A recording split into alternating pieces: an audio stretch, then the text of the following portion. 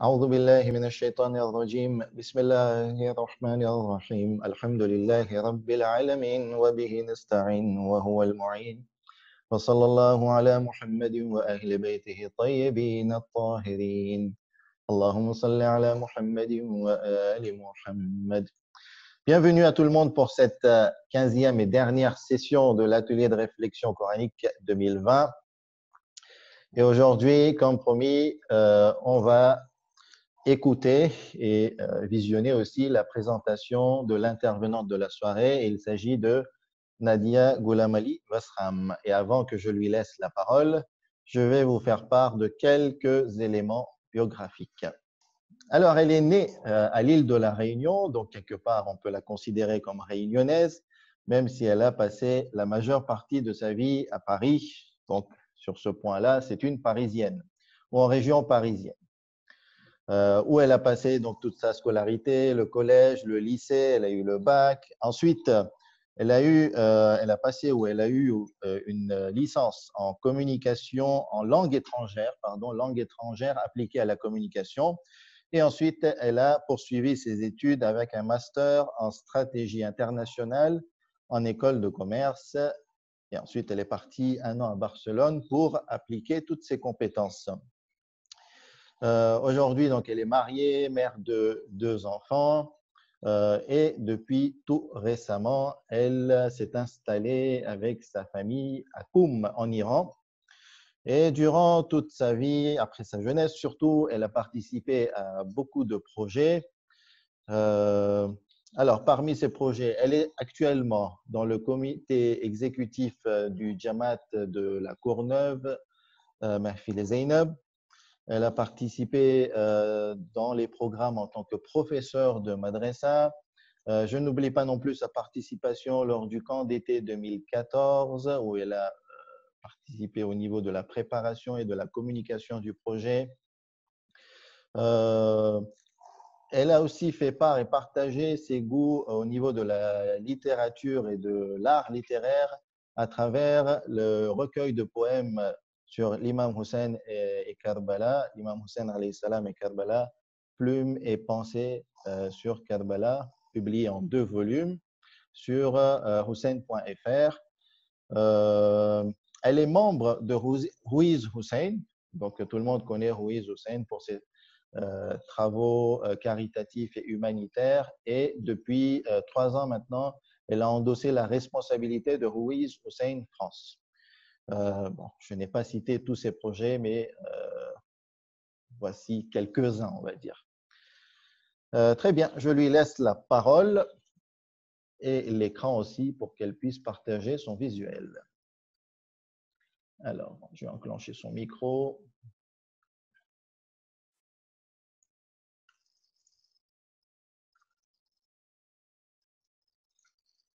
C'est fait.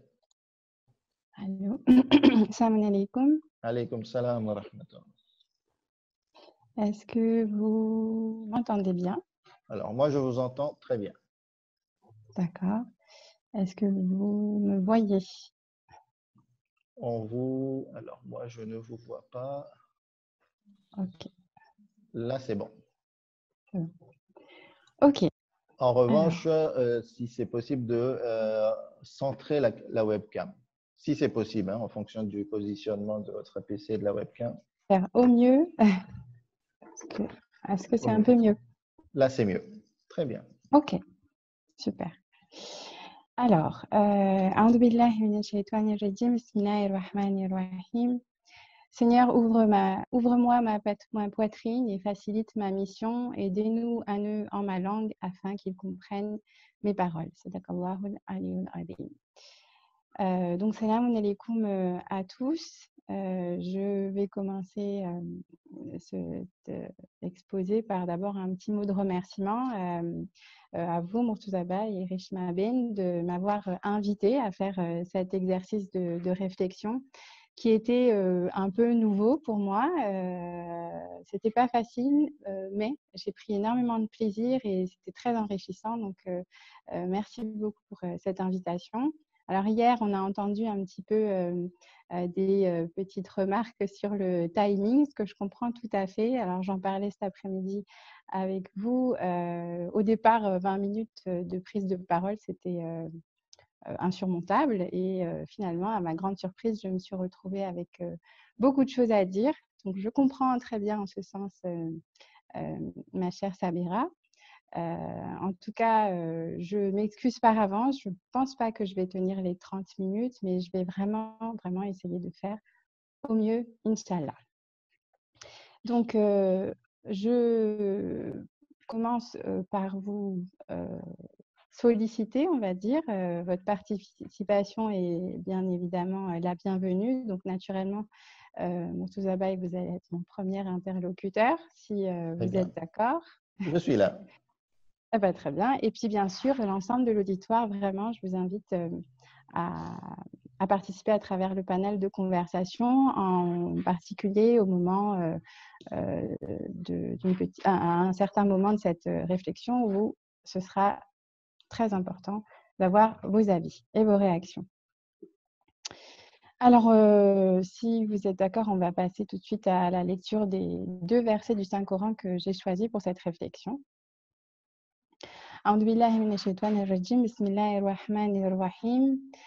C'est par quelque miséricorde de la part d'Allah que tu, Mohammed, as été si doux envers eux, mais si tu étais rude, au cœur dur, ils se seraient enfuis de ton entourage.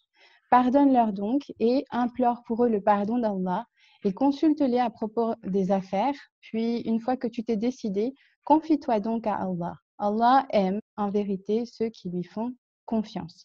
Alors, vous constaterez que j'ai mis dans cette slide la première partie de ce verset en gras, tout simplement parce que ce sera la partie sur laquelle on va concentrer notre réflexion. Le second verset, donc, c'est la sourate 57, Al-Hadid, le verset 9. Bismillahirrahmanirrahim, c'est lui qui fait descendre sur son serviteur des versets clairs, afin qu'il vous fasse sortir des ténèbres à la lumière. Et assurément, Allah est compatissant envers vous et très miséricordieux. Alors, je ne sais pas si vous avez cerné la thématique à travers ces 2 versets que j'ai choisis. En tout cas, c'est la compassion.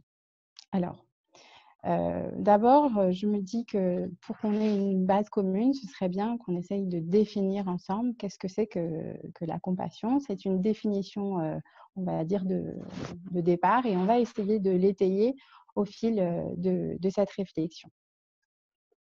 Alors, excusez-moi, je ne vois pas très bien. Voilà. Alors, donc, l'étymologie en latin de la compassion, ça vient de compassior, donc souffrir avec. Larousse, lui, le définit comme un sentiment de pitié qui nous rend sensibles au malheur d'autrui, de la pitié, de la commisération. Le CNRTL, lui, le traduit comme un sentiment qui incline à partager les maux et les souffrances d'autrui. Et puis, il y a la définition du dictionnaire politique que je trouve assez complète. Alors, c'est la capacité à percevoir ou à ressentir les maux dont il souffre et à vouloir y remédier. Composante de la nature humaine, elle entraîne une réaction de solidarité et d'entraide. Alors, je trouvais ça assez intéressant. Donc, dans tout ça, moi, je retiens deux grands points. La première information, c'est qu'il y a 2 dimensions de compassion. Il y a d'un côté le sentiment et d'un côté la notion d'action. Et puis l'autre point que je retire, c'est que dans tous les cas, il s'agit d'une réaction face à la souffrance de l'autre. Alors, pourquoi avoir choisi la compassion? Je pense que c'est une question qui est légitime. Alors personnellement, moi, je trouve que la compassion, ça a quelque chose de très universel, de très fédérateur. Et puis, ça me touche beaucoup parce que ça constitue une forme de moteur dans beaucoup de projets qui me tiennent à cœur. Mais plus généralement, c'est aussi une branche qui est inhérente à la psychologie fascinante de l'être humain. Elle invite à apporter un regard sur soi-même et son mode de perception de l'autre, mais aussi sur la société et les relations socio-économiques qui les régissent. Donc, quand je suis allée cherché dans le Saint-Coran ce qu'Allah disait de la compassion. J'y ai trouvé d'abord une vision très attachée à l'éthique en islam, qui est vraiment manifestée dans la personnalité du Saint-Prophète, sallallahu alayhi wa sallam. Et puis, en creusant un petit peu, j'ai vu qu'elle était aussi associée à un attribut d'Allah. J'ai découvert vraiment un appel à l'introspection et c'est quelque chose que je n'avais pas forcément identifié jusque-là. Donc, j'ai trouvé ça assez profond à partager. Et puis, j'avais aussi envie d'évaluer finalement dans la vraie vie, dans la vie pratique, comment est-ce qu'on arrivait à appliquer ces concepts-là. Alors, moi, je vais essayer de vous faire voyager à travers le déroulé de ma pensée pour vous partager un peu le fruit de ma réflexion. Donc, je fais vraiment appel à votre indulgence pour tout manquement de clarté de ma part dans cet exposé potentiel. En tout cas, on va commencer la traversée avec une première question, à savoir si la compassion a un rôle dans la mission prophétique. On va essayer de voir ça avec l'étude du premier verset. Ensuite, on poursuivra avec l'étude du second verset en cherchant à décoder un peu l'appel du divin à travers ce concept de compassion. On essaiera ensuite de passer à la pratique en étudiant notre rapport à la compassion, donc dans la vie quotidienne, d'un point de vue psychosocial à travers une petite expérience. Et donc, je compte sur vous surtout à ce stade de l'exposé pour participer pleinement, Inch'Allah. Et puis, on terminera aussi en se posant la question du bénéfice qu'on peut retirer à développer son potentiel de compassion. Et j'essaierai un petit peu de vous partager mon expérience personnelle, très modeste, mais en tout cas qui apporte un peu mon éclairage sur la question. Voilà, alors on va commencer tout de suite avec la première question sur le rôle de la compassion dans la mission prophétique. Je vais reprendre le premier verset, je vais vous afficher les deux autres traductions parmi toutes celles que j'ai pu voir, c'est celles qui m'ont en tout cas paru plus intéressantes dans cette étude. Donc, Hamidullah le traduit comme ce qu'on a vu, c'est par quelques miséricordes de la part d'Allah que tu, Mohammed, a été si doux envers eux, mais si tu étais rude au cœur dur, ils se seraient enfuis de ton entourage. Jean-Louis Michon, lui, le traduit comme suit. Par une miséricorde de Dieu, tu as été indulgent à leur égard. Si tu avais été rude et dur de cœur, ils se seraient écartés de ton entourage. Et Malek Shebel, lui, il le traduit par grâce à une faveur d'Allah, tu as pu éprouver de la douceur à leur égard, mais si tu as été rude et insensible, ils t'auront quitté. Alors, avant tout, j'ai trouvé utile de vous partager le contexte de ce verset qu'on va étudier parce que je trouve personnellement, en tout cas moi, il m'a permis à mieux le comprendre. Donc, je vous ai affiché la source, donc ça provient d'un tafsir. Donc, la sourate a été révélée après la bataille de Ohad qui opposait le saint prophète et les musulmans contre les Qurayshites. Vraisemblablement, ce verset il a été révélé en réponse à l'attitude de regret des musulmans qui avaient négligé leur poste stratégique durant cette bataille, ouvrant une brèche pour les ennemis et causant de nombreuses pertes dans le camp musulman. C'était vraiment un massacre, y compris celui de son bien-aimé oncle Hazrat Hamza alayhi salam. Donc ici, moi je vais m'intéresser je me suis intéressée à cette première partie de verset parce qu'il décrivait justement la réaction du saint prophète dans ce contexte. Alors, d'abord le verset le premier verset, pardon. Donc, il commence par le fait que Allah subhanahu wa ta'ala a envoyé sa miséricorde sur le prophète. Alors, cette notion de miséricorde, rahmat, on la retrouve finalement au début de chaque sourate quand on ouvre la lecture avec le Bismillah ar-Rahman ar-Rahim. Et je trouve fascinant de voir que quand on rencontre ce mot à l'intérieur d'un verset, il va revêtir un sens nuancé et il va donner une direction d'interprétation au verset en question. C'est une façon un petit peu de comprendre la profondeur et la richesse des attributs d'Allah subhanahu wa ta'ala. Donc ici, quand je compare la traduction proposée par chez Bell, il est plus précis, il parle de faveur. Donc, moi, ce que j'en déduis, c'est que cette miséricorde, elle peut être prise dans le sens de grâce, de faveur, d'intervention divine dans le but de faciliter l'action donc, qui est décrite dans ce verset. Ensuite, on continue avec la suite du verset. Tu as été si doux. Tu as été indulgent. Jean-Louis Michon, lui, le traduit par tu as été indulgent. On a ici pour moi une interprétation, puisqu'on fait tout de suite un lien avec la notion d'aptitude à pardonner, de tolérance, qui induit un petit peu une supériorité de l'attitude du prophète face à des comportements donc, des musulmans qui a été répréhensible. L'apport, lui, de la traduction de Chebel, elle aussi, elle est intéressante puisqu'on trouve qu'il précise une autre dimension de cette réaction. Il dit « tu as pu éprouver de la douceur ». C'est-à-dire que finalement, ce sentiment qui visiblement n'était pas évident à éprouver, eh ben, il est associé à de la bienveillance, peut-être même de la compréhension, de la pitié, voire de la compréhension. Alors, si je résume un petit peu cette première partie, ce que j'en retiens, c'est que Allah, il prend grand soin de son messager, qui est un être humain potentiellement soumis à des épreuves qui agitent la nature humaine, comme la colère, le sentiment de vengeance suite à une humiliation, l'abandon. Mais bien sûr, Allah subhanahu wa ta'ala, il a choisi le prophète parmi les hommes, il l'a élevé à un rang digne de le représenter auprès de son peuple. Et c'est pour ça qu'il lui accorde finalement cette faveur de ne pas ressentir ces sentiments qui peuvent être destructeurs.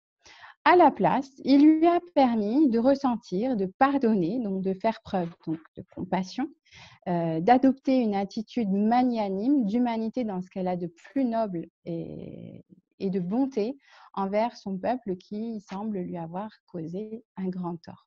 Donc quand on y réfléchit, c'est exactement finalement l'attitude que le Seigneur lui-même adopte envers ses créatures qui ne cessent sans cesse pourtant de le décevoir. On passe maintenant à la seconde partie du verset. Mais si tu étais rude, au cœur dur, il se serait enfui de ton entourage. Alors, ici, alors j'ai un petit souci de PowerPoint, c'est bon.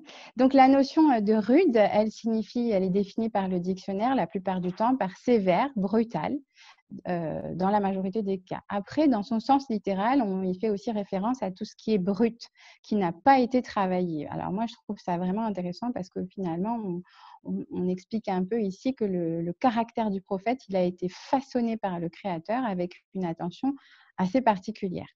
À cela, on ajoute la notion de cœur dur, insensible, traduit par Chebel.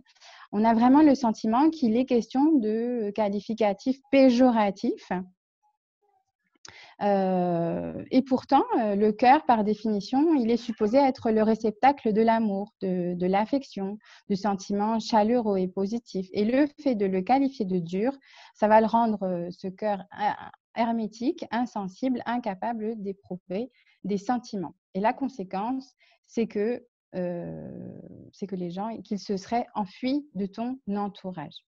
Donc, cela induit que le fait d'être insensible ne constitue pas vraiment le critère d'une personnalité attractive, en tout cas au regard de l'islam, c'est-à-dire qui peut apporter du changement positif chez les autres. Mais au contraire, ça peut faire de vous une persona non grata, donc dans le sens où une personne qui n'est pas considérée comme bienvenue par sa communauté. Donc, si je reprends la lecture de ce verset dans la globalité, on peut retenir que la nature humaine, elle est constituée d'une multitude de caractères antagonistes, comme ici dans le verset, en opposant celui de la douceur à celui de la dureté. Ce qu'on constate aussi, c'est que quand Allah subhanahu wa ta'ala emploie un mot pour la douceur, il en utilise deux pour son opposé, rude et cœur. C'est pour dire le poids, l'importance qu'il accorde à la douceur. Donc, c'est comme si, quelque part, il rendait l'un supérieur à l'autre. Moi, ce que j'en retiens, c'est que pour moi, le poids de l'empathie et de la compassion va être supérieur à l'antipathie et à l'égoïsme. L'autre enseignement de ce verset que je retire, c'est que cette vertu, c'est une faveur d'Allah subhanahu wa ta'ala qu'il a accordée à son prophète dans le but bien précis d'asseoir sa légitimité de guide, capable de susciter l'adhésion des hommes autour de sa personnalité qui va être supérieure. Donc cette compassion envers l'autre, quelque part, pour moi, elle a un rôle central de communication dans la mission prophétique, puisque finalement, ce n'est pas par la prière ou par les lois que le saint prophète s'est d'abord adressé à son peuple pour lui transmettre le message divin, mais c'est bien par l'éthique, l'exemple parfait du comportement humain, la compassion finalement envers ceux qui souffrent et la justice dans la société. Voilà, donc je vais m'arrêter là pour l'analyse de ce verset et je vais vous proposer d'affiner la définition de départ de la compassion avec, à la lumière des termes qu'on a un petit peu employés. On a rencontré plusieurs termes. On a parlé de pitié, d'empathie, de compassion. Alors, dans le langage scientifique, bien que ce ne soit pas mon domaine d'expertise, j'ai cru comprendre qu'il y a une véritable distinction à faire. Donc, je voulais faire cette petite précision. Et ça nous servira aussi à comprendre la suite. Alors, je suis tombée sur un schéma que je trouve assez clair qui montre un peu la progression de la compassion à travers notre degré d'engagement émotionnel. Au tout départ, on a la pitié, donc c'est vraiment la prise de conscience de la souffrance d'autrui. Je reconnais donc que tu souffres. Puis ensuite, on a la notion de sympathie. Là, on rentre dans la participation à cette souffrance, mais on se limite toujours dans le domaine de la pensée. Et puis ensuite, on a l'empathie. Alors là, on va ajouter la notion de perception des sentiments. C'est plus fort, il y a un ressenti et on va vraiment dire « je ressens ta souffrance ». Par contre, on va préserver cette distance émotionnelle. Et puis, il y a la compassion tout en haut, finalement, pour moi, elle va venir compléter l'ensemble de ces mécanismes avec cette notion d'action, c'est-à-dire je voudrais remédier à ta souffrance. Donc là, il y a une vraie prise d'engagement. Donc moi, ce que je me dis quelque part, c'est que dans le verset qu'on a étudié, Allah subhanahu wa ta'ala, il va placer son prophète au niveau le plus complet de la compassion comme étant un exemple de perfection morale. Alors, on a donc notre première étape de la traversée qui est validée avec cette notion de compassion envers l'autre. Et on a donc pu voir que cette compassion-là, elle a un rôle central dans la transmission de la mission prophétique. En tout cas, c'est ce que moi, je l'ai compris comme ça. Alors, est-ce qu'il y aurait une autre raison finalement pour que Allah subhanahu wa ta'ala donne de l'importance à la compassion dans le Saint-Coran? Alors, pour le savoir, on va étudier le second verset. On a donc le verset qui va s'afficher. Voilà. Donc, la sourate 57, verset 9. Hamidullah l'a traduit par, donc on l'a vu, c'est lui qui fait descendre sur son serviteur des versets clairs afin qu'il vous fasse sortir des ténèbres à la lumière. Et assurément, Allah est compatissant envers vous et très miséricordieux. Chez Bell, j'ai pris cette traduction parmi les autres aussi parce que je trouvais qu'il avait aussi un apport intéressant. Il dit « c'est lui qui fait descendre sur son serviteur des signes clairs et explicites afin de vous conduire des grandes obscurités jusqu'à la lumière. Et à votre égard, Allah est très clément et très miséricordieux. » Et puis, il y a cette dernière traduction que j'ai souhaité vous partager, celle de El-Mokhtar Oulba, où là, on parle aussi assez bien de cette réaction d'Allah subhanahu wa ta'ala. Donc, c'est Allah qui a révélé à son messager des versets clairs, propres à vous sortir des ténèbres vers la lumière. Allah est pour vous indulgent et miséricordieux. Alors, moi, je vais me concentrer. Alors, c'est un verset, je pense que vous serez d'accord avec moi pour dire que c'est un verset qui est plein de détails et plein de choses intéressantes à dire dessus. Moi, compte tenu du temps, je vais me concentrer sur cette notion d'Allah comme étant compatissant envers vous. Alors, j'ai des petits problèmes avec ma présentation. J'espère que ça suit bien chez vous. Chez nous, il n'y a aucun souci, hein, on voit très bien. D'accord. Ça Ok, déroule très bien. c'est juste que moi, ça ne suit pas forcément quand je clique, mais c'est pas grave, il n'y a aucun souci tant que vous la voyez bien, c'est parfait. Alors, le terme en arabe ici qui est employé, c'est raouf. Donc, parmi toutes les traductions que j'ai pu voir, on a eu bon, clément, indulgent, compatissant. Donc, finalement, on retrouve cette notion de bienveillance de la part d'Allah subhanahu wa ta'ala envers nous, ses créatures. Après, j'ai l'impression quand même que ça va plus loin.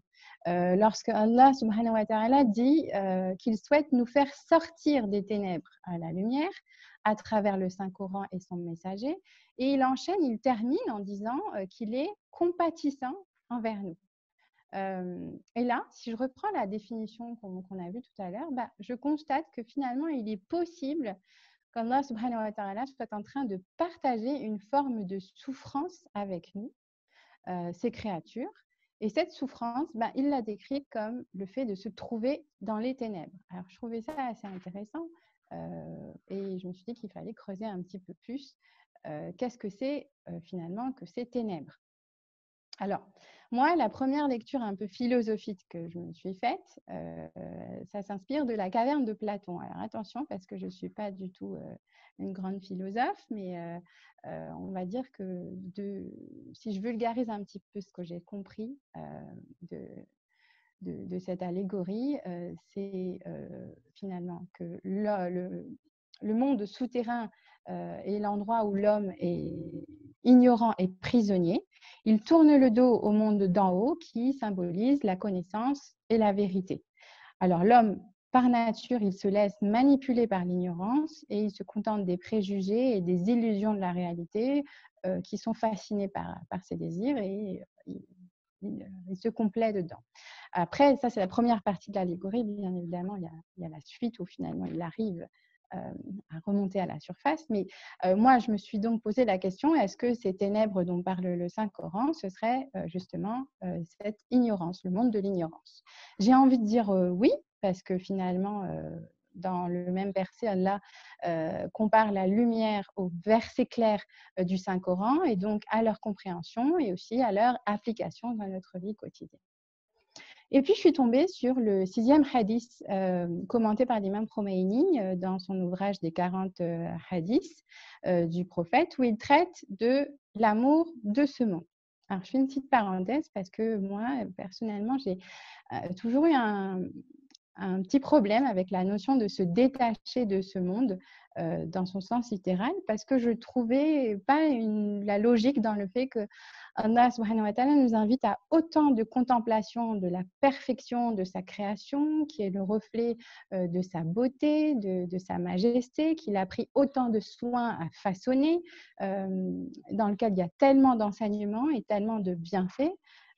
Finalement, on nous explique que ce monde, en réalité, il est nocif pour notre élévation spirituelle et qu'on doit l'oublier pour ne penser qu'au monde suivant. Alors, c'est peut-être un petit peu caricaturé, mais c'est quelque chose qui me posait un petit peu problème. Et puis finalement, j'ai lu ce hadith de Imam Ali alayhi salam dans le livre donc, de l'imam Khomeini, et là, j'ai trouvé ça absolument fabuleux. Donc, je vais vous l'afficher et vous le lire parce que je le trouve vraiment merveilleux. Alors, si ça veut bien, voilà.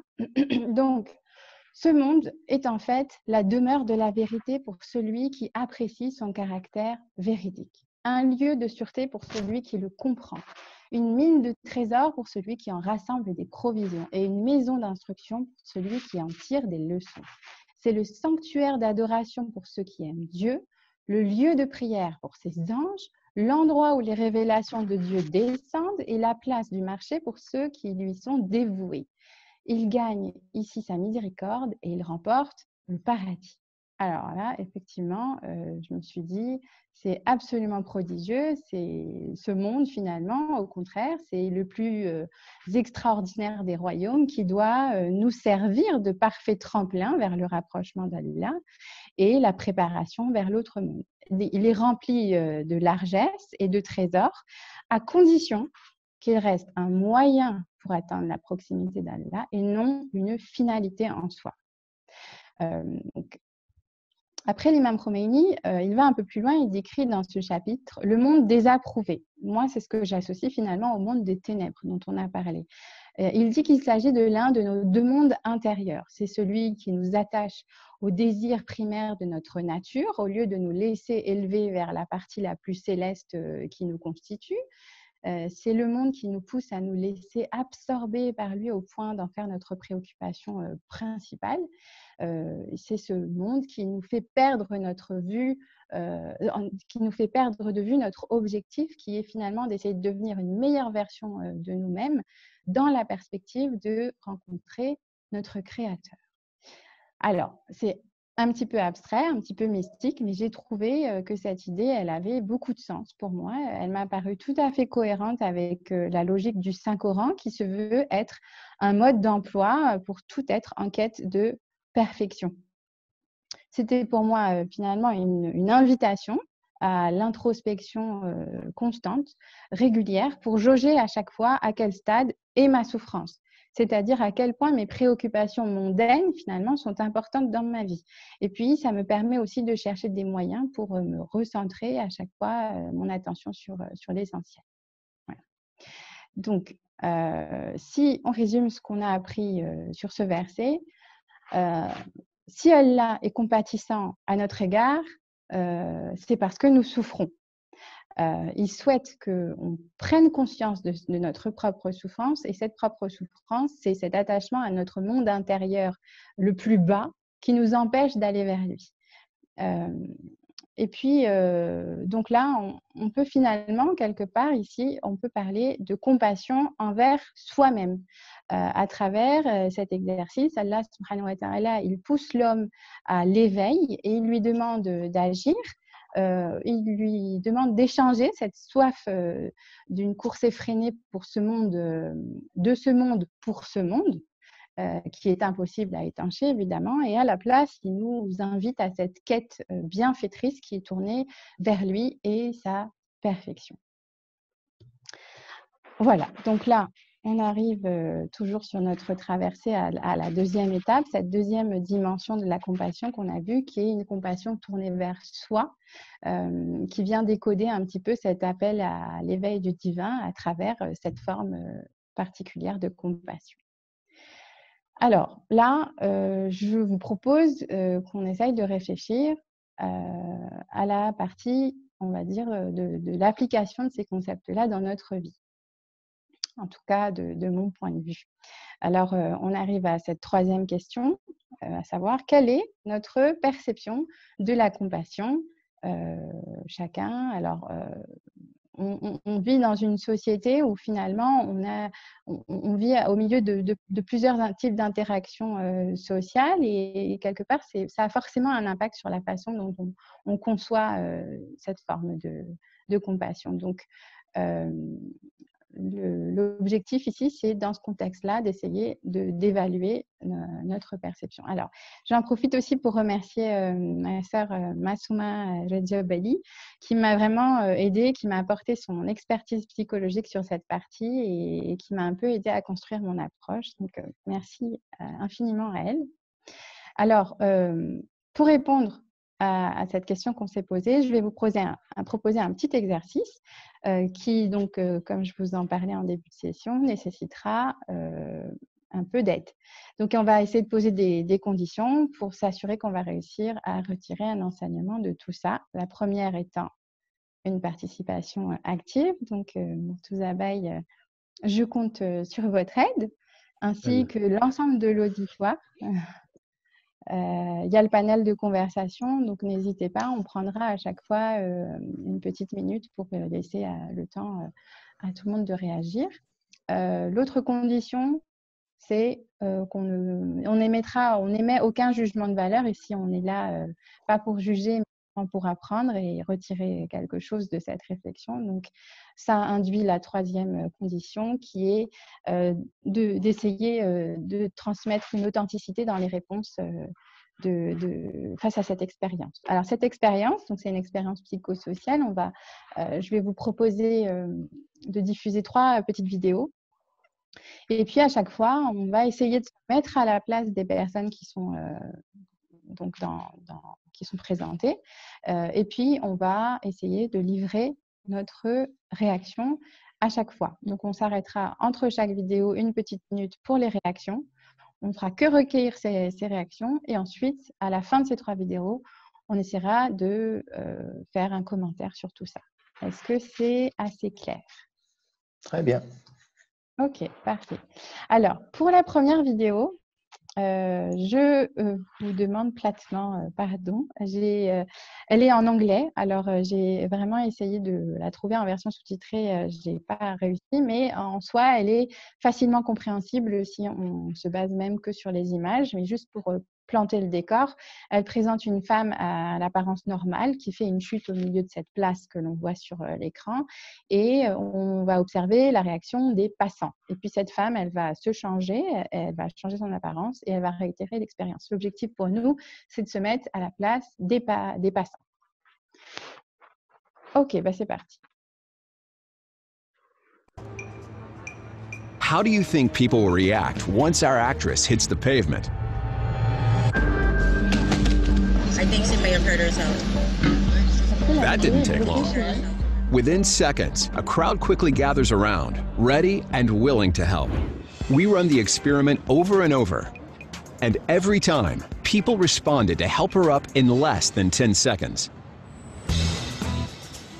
You okay? I'm okay. It seems people will lend a helping hand to someone lying on the ground. Makes you feel good about humanity, right? But is there anything we can do to make passers-by turn a blind eye to the same person? What happens when we change nothing but the way our actress looks? Alors, on a un souci. Would you help someone up who looks so down and out?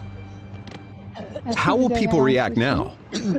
How long will it Je take? vous écoute.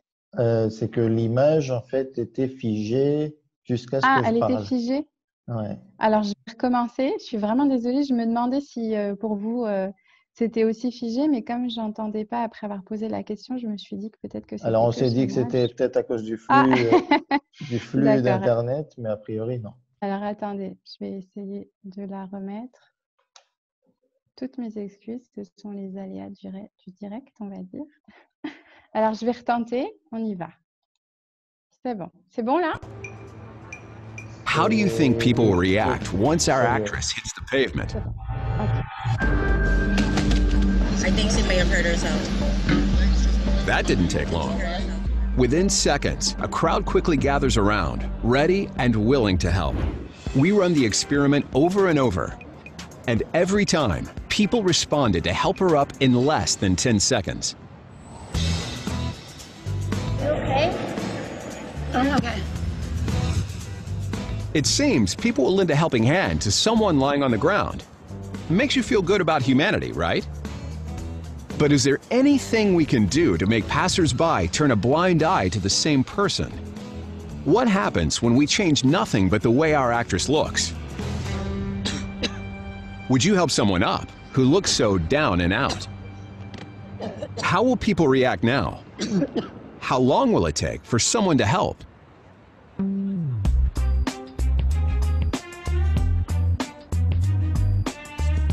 "30 seconds have gone by, and no one has come close to helping. They just keep walking. More than a minute has passed, and no one has helped.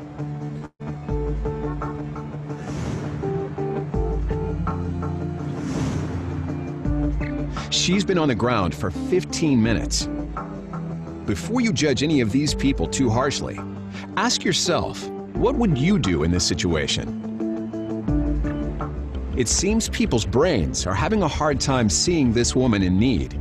It's as if she were invisible, even to this couple sitting just 10 feet away. Why did so many people stop to help this woman, but not this one? Why does our actress's appearance make such a huge difference? Alors, est-ce que vous avez pu voir la vidéo correctement? Est-ce que vous avez bien pu comprendre ce qui s'est passé? Alors, de ma part, oui, je pense avoir compris. D'accord. Ok. Alors, je vais commencer par vous, mais bien évidemment, j'invite tout le monde à écrire sur le panel de conversation si finalement vous aurez eu la même réaction que ces passants. Si oui, non, pourquoi? Alors, pour que ma réponse n'influence pas les autres, je vais attendre qu'il réponde un petit Parfait, peu. D'accord. super. On va prendre une petite minute pour rassembler toutes les réactions. Par contre, moi, je ne les vois pas forcément les.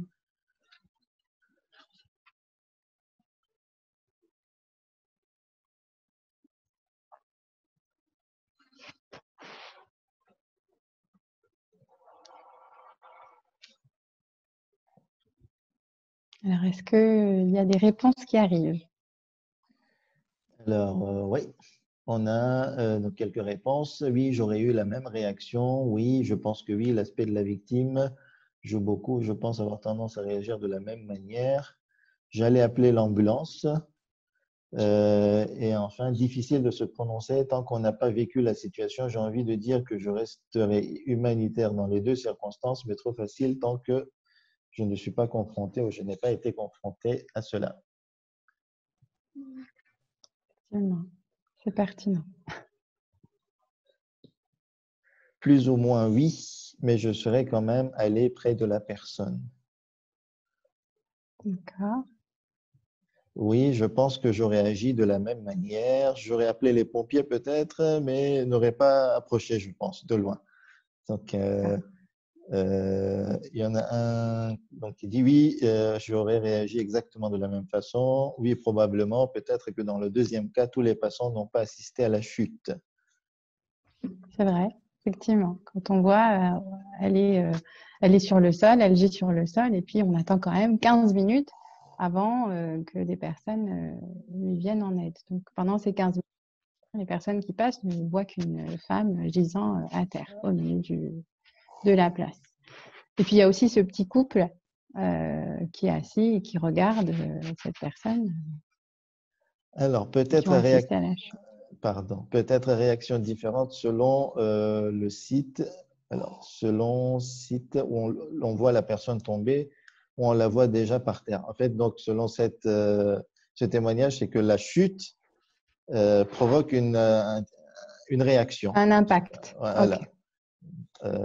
Parce que de l'autre côté, on pourrait se dire que la personne est allongée, tranquille, elle prend un bain de soleil ou que elle est bien, et pourquoi pas la déranger. Peut-être, hein, après, je rajoute mes Après, imaginations. très bien. Si j'étais seul, oui. Si nous étions plusieurs, je me serais plus facilement approché. Donc là, il y a une peur finalement de ce que je ressens par Oui, c'est rapport ce que je à la comprends personne. aussi, oui. Je pense que je serais allé voir la seconde personne aussi, mais pas sûr. Donc Pas sûr. la Ok, deuxième personne a l'air, je lis les deux derniers, ok. je vous en prie, je vous en prie. La deuxième personne a l'air d'être en PLS. En position latérale de sécurité, peut-être?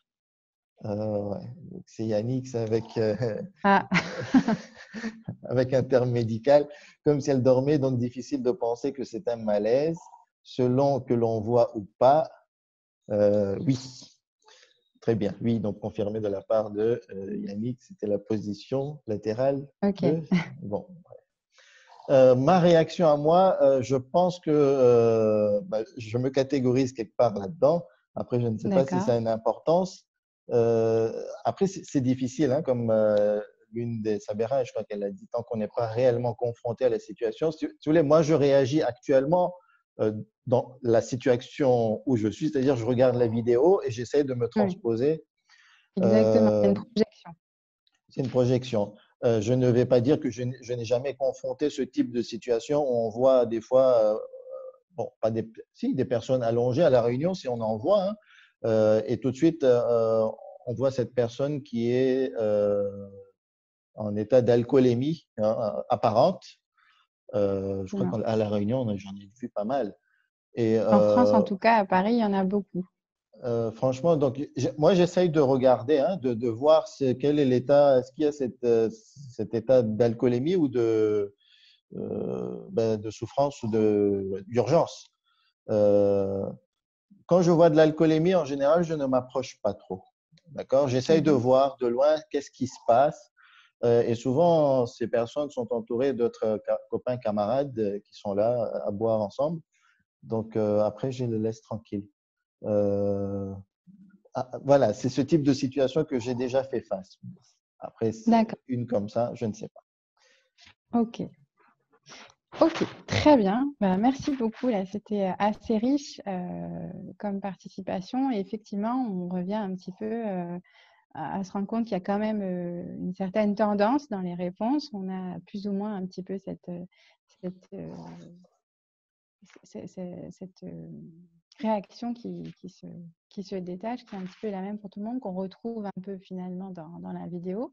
Et puis aussi qui dépendent beaucoup de facteurs à prendre en compte avant de pouvoir réagir. C'est ce que moi, je retiens un petit peu de tout ce qu'on vient de dire. Je vais vous passer la deuxième vidéo et on va réitérer l'exemple. D'accord. Très bien. C'est parti. N'hésitez pas à me dire dès le début si l'image est figée pour que j'essaye de recommencer. I know a bunch of people from your dance team and they said that they just pretended to be sick so they didn't have to go to your birthday party. Didn't you audition for the musical? Yeah? People told me that you sounded like a dying pig. Did you think you were gonna get a part? Well, you definitely do need makeup. How'd you do that? Want somebody to do it to you? You think it's funny? Have fan accounts for it. It's so weird. Have anything nice to say? You guys talk. How would you like it if somebody who was a little bit older than you came and told you you weren't any good? You don't hurt somebody's feelings and intentionally do it. Everyone at school calls you a freak because all you do is read and you don't talk to anyone. Messing with her. You keep reading. That's right. I'm not. It's that stuff that you're doing that brings people's self-esteem down.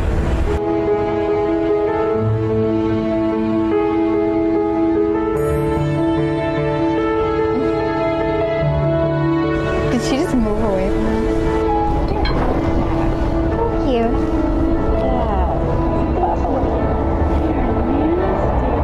You want to come and sit with me on the bus? Can you go on this bus?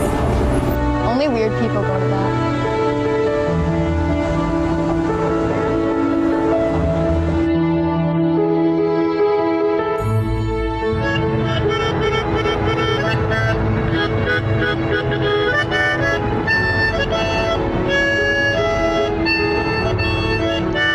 Alors, même question. Là, on est dans une configuration différente. Est-ce que finalement, vous aurez eu la même réaction dans cette situation précise que ces personnes qui sont qu'on a vu intervenir dans la vidéo? Alors pareil, on va laisser peut-être quelques secondes. Je pense que ça ira assez vite.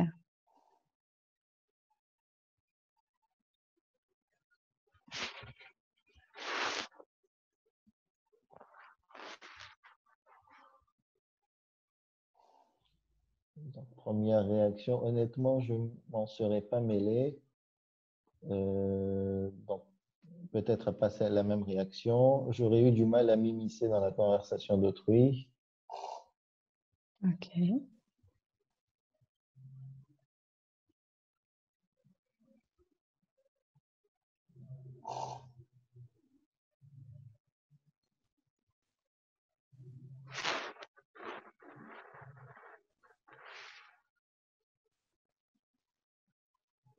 Alors, c'est peut-être un peu une réaction plus perturbante pour les gens.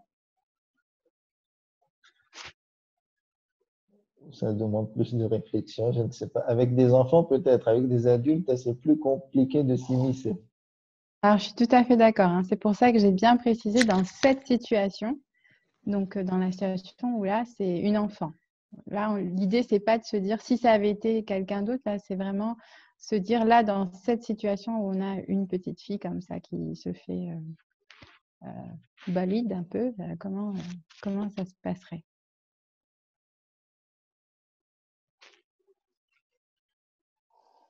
Oui, j'aurais fait pareil. Oui, j'aurais probablement eu la même réaction car c'est une enfant. J'aurais eu la même réaction. J'aurais eu la même réaction. Donc là, la tendance va, on va dire, Ça, se on rejoint un réagir. petit peu la réaction, effectivement. Peut-être parce que j'ai précisé effectivement que voilà, l'idée c'était sur le fait que ce serait une enfant. Parce que je suis d'accord, si ça avait été un adulte, la question aurait été un peu plus délicate, j'imagine. Vous, votre avis, Murtaza Bey, votre réaction? Me connaissant, c'est 50-50. Ouais, plutôt, j'aurais pesté un petit peu sur, sur ces filles. D'accord. Ok. Je ne m'en serais pas mêlé et non, pas intervenu. On est dans une société litigieuse. D'accord. Ouais. Ok. C'est 50-50. Hein. Bon, après, là, on n'a C'est pas les chiffres 50-50? exacts. Ouais, ça paraît être 50-50. Quoi. C'est D'accord. équilibré. D'accord. C'est assez équilibré. Ah, c'est très intéressant, du coup, de voir ça. Est-ce qu'il y a encore d'autres réponses qui arrivent? Alors, une autre réponse. Bon, la personne n'a pas bien compris ou pu visionner la vidéo. Life is unfair. Moi et mon anglais. C'est une question de culture. Ça semble se passer plutôt aux États-Unis et pas en Oui, France. tout à fait. Ça se passe aux États-Unis, oui. Et j'aurais défendu la petite fille.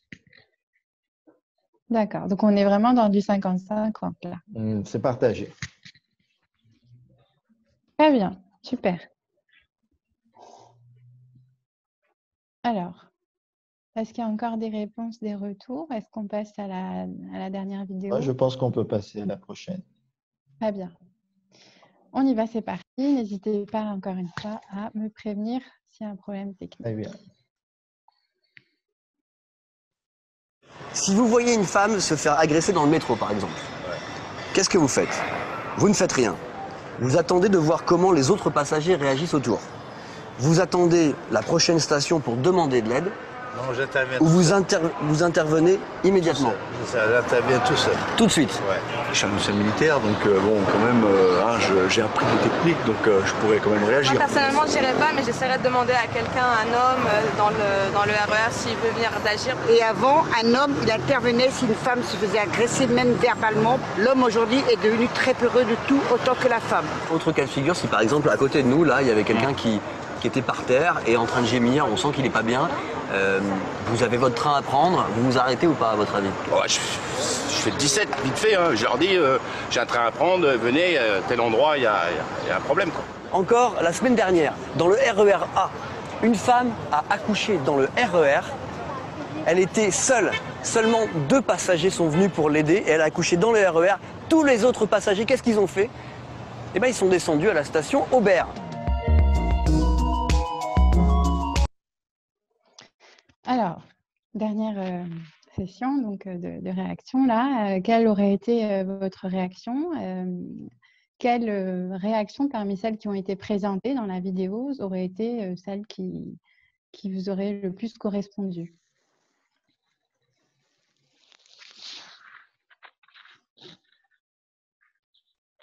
C'est pas facile comme exercice, je trouve. En tout cas, pour moi, ça n'a pas été facile de me prononcer à chaque fois.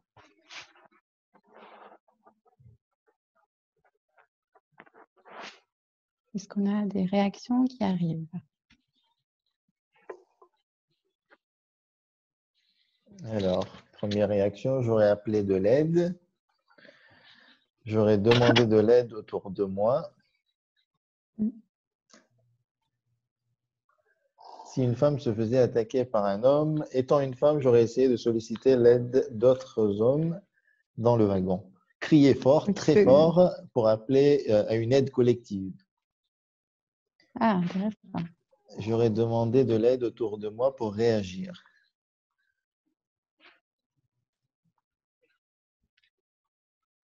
Donc, il y a quand même beaucoup de réactions qui sont faites. Alors,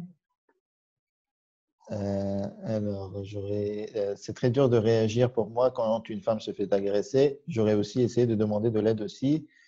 J'aurais aidé la personne qui accouche et demandé de l'aide. Ok, dans les transports en commun, c'est très délicat. Si c'est une agression, je ne m'en mêlerai pas. Si c'est une situation de détresse, j'interviens et je cherche quelqu'un d'autre pour m'aider. Salam, donc alaykoum salam. Pour ma part, ça dépend de quelle détresse il s'agit. J'aurais regardé si l'agresseur est prenable, mais je doute quand même que mon intervention contexte réunionnais. Donc, effectivement, quand on est au chaudron ou ailleurs, c'est pas pareil. Missam, donc pour l'accouchement, je ne m'avance pas. Excuse-moi. Moi, j'aurais réagi, je crois que c'est un peu comme qui ça, c'est quelqu'un qui a dit, j'aurais regardé l'agresseur. Ouais. Alors, moi, je ne suis pas très combattant, mais j'aurais apporté ma présence. C'est-à-dire qu'avec de l'hésitation, il y a besoin d'un attroupement pour que l'agression cesse. D'accord?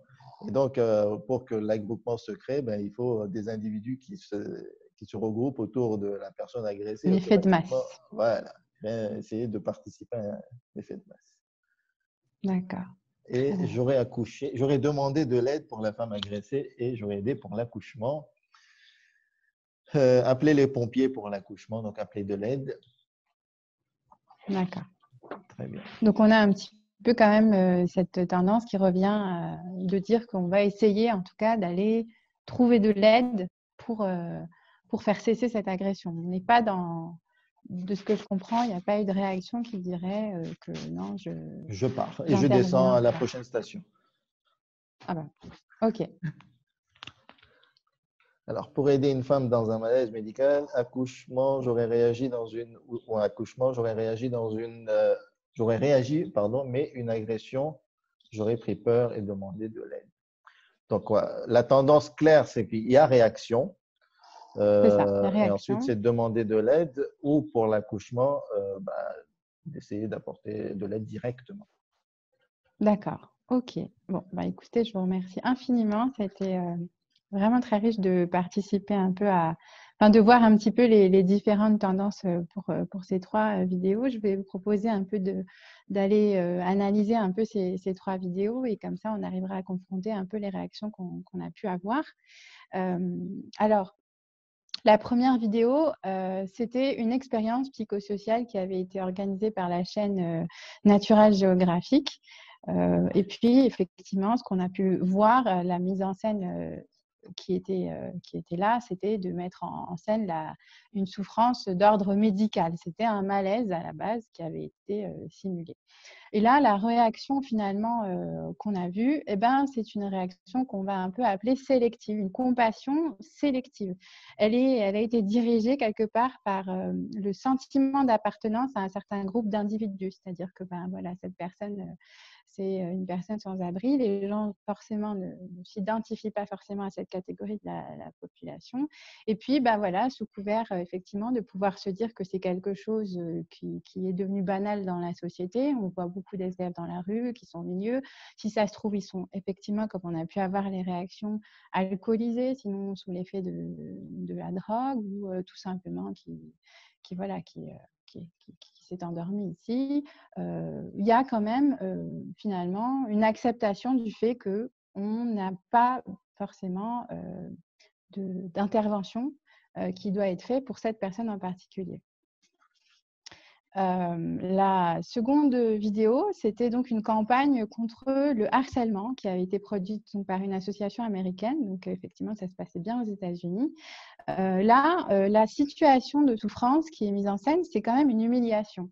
Là, on est devant une nouvelle forme quand même de souffrance. C'est une jeune fille qui est donc harcelée par 2 autres camarades. Et plus ou moins, on a revu quand même cette tendance. Alors, ce qui était intéressant de voir chez nous dans nos réactions, c'est que c'était assez partagé, comme on l'a vu tout à l'heure. Sur la vidéo, en tout cas, ce qu'on a pu voir, c'est que ce sont des réactions qui étaient presque viscérales, qui ont été produites face à une violence qui était vraiment de la violence gratuite. Mais encore là aussi, chaque réaction dans la vidéo, elle était différente. On avait certaines personnes qui ne souhaitaient pas aller à la confrontation, donc qui se contentaient d'appeler cette jeune fille près d'eux et d'avoir une approche un peu maternelle ou paternelle. On en avait d'autres qui étaient plus sous l'effet voilà, de la colère, qui étaient sous l'effet de l'indignation et qui intervenaient plus dans ce sens-là. Enfin, on a eu vraiment beaucoup de réactions, des réactions un peu timides, des réactions marquées.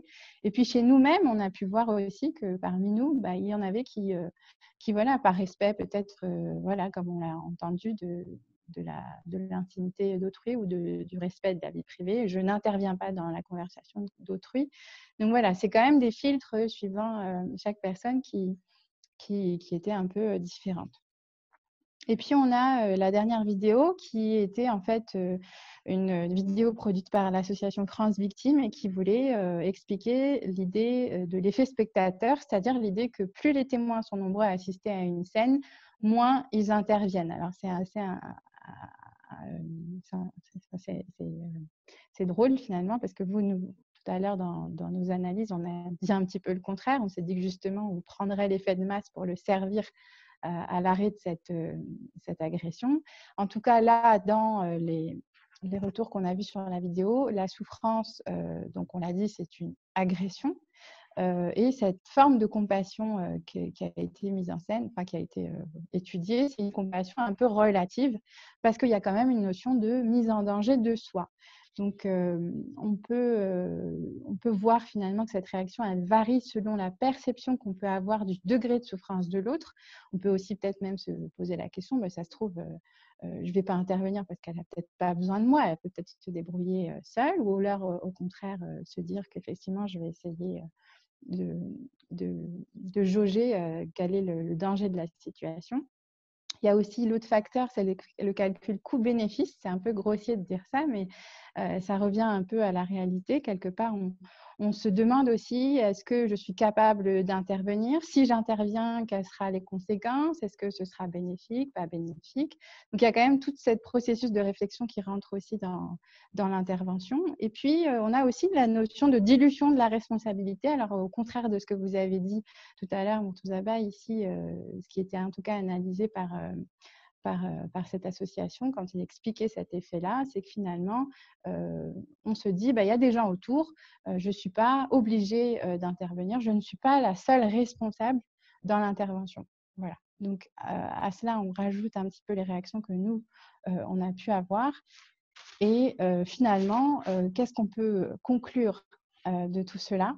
Par rapport à tout ce qu'on a pu analyser et voir des différences qu'on avait tous finalement face à une même situation, on se rend compte que chacun peut réagir de façon différente, suivant beaucoup de facteurs. J'en ai cité quelques-uns, en tout cas c'est ceux qui me paraissaient les plus évidents par rapport à l'expérience qu'on a vécue, c'est qu'on réagit différent face à sa personnalité, son type de personnalité.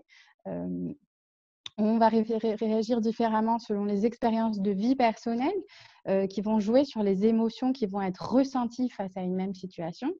Il y a aussi le mécanisme qui va déclencher en moi l'action d'agir face à une situation. Ce ne sera pas forcément le même chez vous que chez moi. Et puis, il y a ce besoin aussi, le besoin primaire de tout le monde, il n'est pas forcément d'aller vers l'autre. Ce n'est pas quelque chose d'inné, en tout cas pas d'inné, c'est mal employé, mais ce n'est pas quelque chose d'évident pour tout le monde. Donc, moi, quand je vois tout ça, je me dis, je me pose la question, si on suit ce raisonnement, est-ce qu'on peut dire que nous ne sommes pas égaux devant cette capacité à ressentir la compassion? Donc, c'est assez intéressant d'étudier ça. Moi, d'après un petit peu les recherches, ce que j'ai pu voir, c'est que la neuroscience, en tout cas les neurones miroirs, nous disent le contraire. Je ne vais pas rentrer dans la technique, mais en tout cas, d'après ce que j'ai pu comprendre, c'est que ce sont des neurones qui, dans le cerveau s'active lorsqu'un individu exécute une action, mais également lorsqu'il observe un autre individu de son espèce exécuter la même action. C'est pour ça qu'on parle de terme de miroir. C'est grossièrement, lorsque vous vous brûlez, une zone de votre cerveau s'allume, et ben, dans le cerveau de la personne qui observe votre réaction à la douleur, cette même zone va s'allumer. Donc, quelque part, ça explique aussi le processus d'apprentissage par imitation qu'on voit chez l'enfant, mais aussi le processus affectif de l'empathie. C'est ce qu'on avait pu voir au départ, c'est-à-dire je ressens la souffrance d'autrui. Alors, je crois qu'en termes de timing, je suis un petit peu short. Alors, je vais essayer d'accélérer. Je vais donc passer peut-être sur la partie sur le docteur Ramachandran. C'est un psychophysicien qui est très connu et qui, lui, a essayé vraiment de montrer que finalement, à travers ces neurones miroirs, on peut démontrer que finalement, on arrive à naturellement considérer autrui comme son alter ego, et quelque part, ce serait assez incroyable de pouvoir dire que la science, elle démontre que l'homme est capable de bonté par nature. Alors, si on arrive à notre point de synthèse, on essaye de répondre à la question de départ. Est-ce qu'on a tous la même perception de la compassion? Je pense qu'il faut reprendre notre définition et distinguer réellement le ressenti de l'action. Pour la réaction face à la souffrance, je trouve que oui, elle est relative. On l'a vu dans l'expérience, il y a beaucoup de facteurs qui la déterminent. Donc, on n'a pas la même perception en termes de réaction. On n'a pas la même capacité de réaction. Par contre, pour ce qui est de ressentir la souffrance de l'autre, donc l'empathie, je pense que nous avons cette même capacité à ressentir à différents degrés, bien évidemment. Et puis, je ne parle pas des cas pathologiques. Mais cette idée vraiment qu'on soit égaux devant le sentiment d'empathie, c'est cohérent avec la croyance que Allah subhanahu wa ta'ala, en nous créant, a insufflé de son esprit. Donc, quand on dit qu'il est compatissant, je me dis que c'est difficile d'imaginer qu'il n'a pas inclus cette aptitude dans notre fitra. Voilà. Encore une fois, c'est mon point de vue, bien évidemment. Donc, on arrive à cette troisième étape validée, on va dire, de la compassion comme une perception qui est relative à chacun. On passe donc à cette quatrième et dernière question. Quel bénéfice on peut retirer à développer la compassion? Moi, je formulerais ça un petit peu autrement. Est-ce que travailler sur notre potentiel d'empathie, voire de compassion, donc encore plus loin, est bénéfique pour la société? Personnellement, je dirais que oui. Alors, c'est une prise de parti. Je suis bien consciente que ce n'est pas quelque chose d'aisé, on l'a vu tout à l'heure, mais je pense qu'on est tous conscients du bénéfice de vivre dans une société qui repose sur un système de justice sociale et qui permet à tout un chacun de vivre avec dignité. Alors moi, personnellement, je l'ai appris, la grande chance de l'apprendre à travers l'exemple de l'imam Hussein alayhi salam. L'association humanitaire dans laquelle je participe a pour objectif de faire connaître cette extraordinaire personnalité qui a quand même réussi l'exploit de renverser le rapport de force qui existait à son époque. Et aujourd'hui, quelque part, quand on parle de l'imam Hussein alayhi salam, on l'évoque souvent comme la figure de compassion par excellence, par opposition à la tyrannie du pouvoir despote en place. Donc, quelque part, je me dis que oui, la compassion, elle est capable de déplacer des montagnes. Et l'une des raisons pour moi qui explique ce grand pouvoir, c'est son caractère universel. La souffrance, elle n'a pas de frontières, de race, ni de religion, ni d'âge, je dirais même sociale, parce que ce serait réducteur de dire que des personnes qui sont aisées matériellement ne souffrent pas. Et puis finalement, ce que je trouve aussi, moi, personnellement, très émouvant dans les différents projets humanitaires auxquels j'ai pu participer, c'est que ça nous permettait de revenir à l'essentiel et de tendre la main avant tout à l'être humain qui était devant nous. Il y a beaucoup de projets qui sont basés sur la compassion dont je pourrais vous parler pendant des heures, mais je trouve qu'il y a un projet qui retrouve bien cet esprit, ce sentiment, c'est celui de la maraude sociale. Je vous ai mis quelques petites photos pour que vous essayiez peut-être de comprendre mieux ce que j'essaye de vous transmettre. Mais en tout cas, c'est un projet qui consiste à aller dans les banlieues pauvres de Paris à la rencontre des sans-abri isolés afin de leur remettre un sac rempli de produits d'hygiène et de première nécessité. Mais l'objectif premier, véritablement, c'est de les écouter, d'écouter leur souffrance, de s'asseoir comme on le ferait avec un ami et puis de partager leur souffrance. Et c'est quelque chose, je trouve, de très fort, de remettre les choses à leur place, d'arriver quelque part à se mettre à pied d'égalité avec une personne qui souvent n'a qu'un morceau de carton en guise de maison. Et pourtant, quand on écoute leurs histoires, eh ben, la plupart du temps, on arrive à se dire je pourrais très bien me retrouver à sa place. Si mon pays entrait en guerre, si je perdais mon travail, si je tombais en dépression, si j'avais un accident, je pourrais tout à fait être dans leur situation. Alors, c'est un exercice qui est un petit peu difficile parfois. Ça demande de travailler beaucoup sur son empathie. Mais la majorité du temps, quand on recueille les témoignages autour de nous, les maraudeurs qui viennent avec nous dans ces maraudes, ils en ressortent souvent retournés émotionnellement. Et puis souvent, ce sont des personnes qui sont de nature introvertie ou qui n'ont pas eu cette habitude de participer à ce type d'action.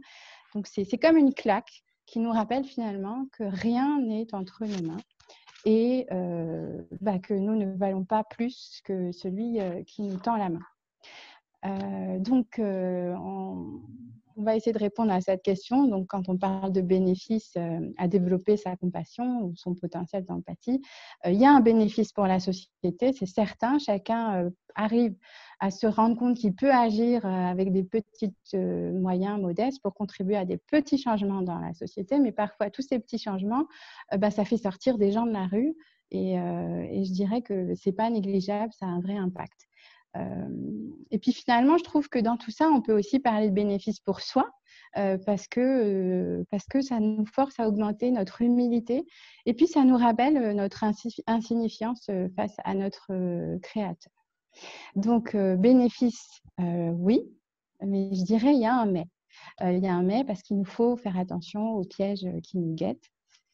Si on arrive un petit peu dans notre petite traversée, on a terminé cette 4e étape de comprendre un petit peu le bénéfice individuel et collectif de développer sa compassion. Puis j'avais vraiment envie de terminer cette réflexion par quelque chose que je trouve très important et fondamental, c'est ce piège dont on vient de parler, c'est le piège de l'ego.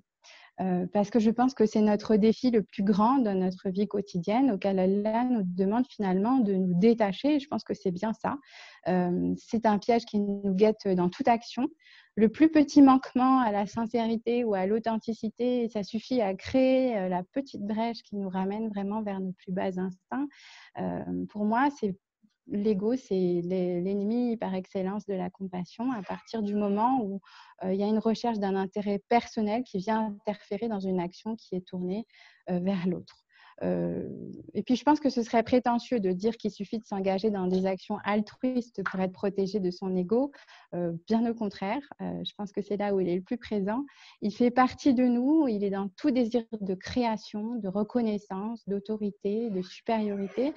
Moi, personnellement, c'est quelque chose qui me trotte toujours dans la tête quand je commence à travailler sur un projet, c'est comment lutter contre, ne pas faire en sorte que l'ego ne prenne jamais de place dans ce projet parce qu'il en ternirait tout son éclat et toute son efficacité. Les 2 aides que moi, personnellement, j'ai toujours trouvées pour m'aider à prendre du recul. La première, c'est la doua, celle toujours de m'accorder l'humilité et la satisfaction de mon Seigneur.